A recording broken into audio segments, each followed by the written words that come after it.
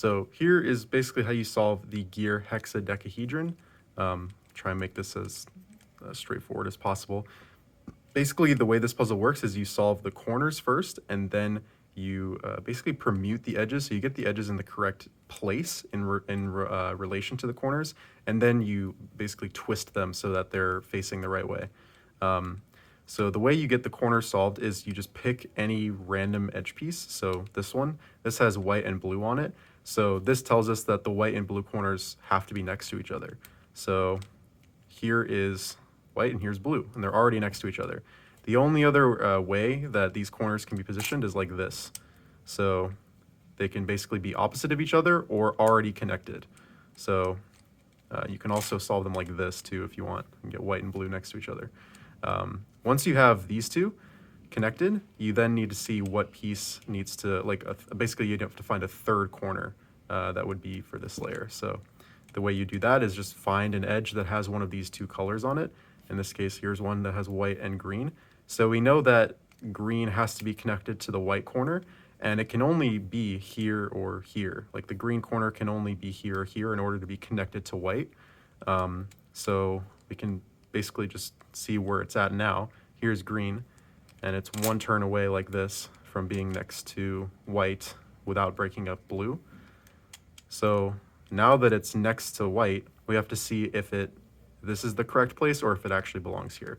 So the way you do that is by looking in this like M layer for the piece that would go here, the white and green edge. As you can see, it's not in this M layer, so that means that the corner actually belongs here instead. So the way you would get it there, you have these two solved pieces here, right? Kind of put them on the bottom, and you just do like U2, L2, like that. And that puts the corner here. So now if you look in this axis, boom, there is the white and green edge. So that means that this is the correct place for this corner. So now that you've done like 3 corners here, now that you've done 3 corners, it's necessary basically that this 4th corner is also solved just because of how the puzzle works. So this is like guaranteed to be solved, and it actually means that these 4 pieces are also guaranteed to be solved as well. In order to kind of connect the 2 halves of corners together and make sure they're in the right place is just by looking at any one of these edges in the middle here and seeing what the colors are. So this is blue and orange, and you can see blue and red are next to each other, but orange is here. So we just do that, and now basically all the corners are solved. So solving the edges is a little bit trickier, but basically we have to look and see like where the edges have to go. So this edge, also I should say that you solve the edges like one axis at a time. So we're going to start by basically just picking an edge and then solving all the edges in that axis. So this edge here has to go here, and we can turn it up there, but it messes up the corners. So instead what we have to do is do a short algorithm that will essentially swap these 2 edges along with the 2 edges on the bottom of this axis. It will also swap these 2 edges like diagonally and these 2 edges diagonally on this axis. But it's pretty quick. You want to hold these 2 edges so that they're going to swap on top.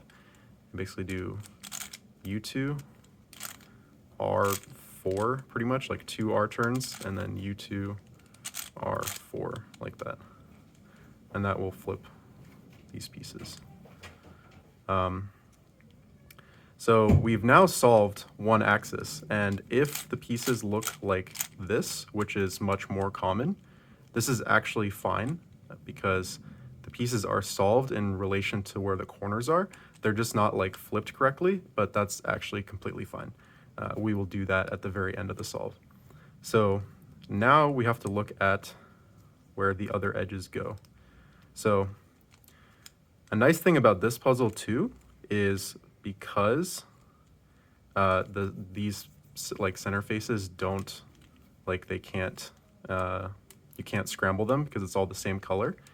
If you have edges, for example here, where this edge needs to go to here, like on the opposite of the cube, you just do an R2, and that maintains the solving of the corners, and it just moves all the edges into the correct position. So we're actually almost done now. We just now have to look at where these edges have to go.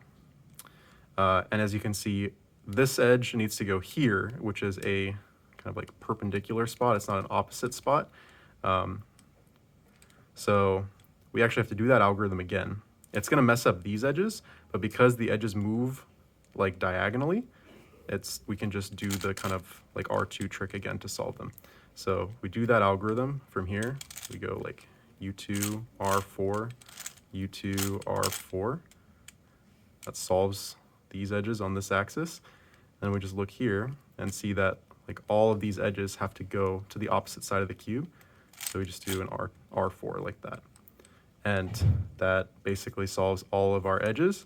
And now to orient them correctly, all you do is just like pick an axis and just turn the right side until they're solved. So there we only have to do it like one cycle. Sometimes you have to do it twice, but that's all there is to it. So there we go. Oh, come on. There we go.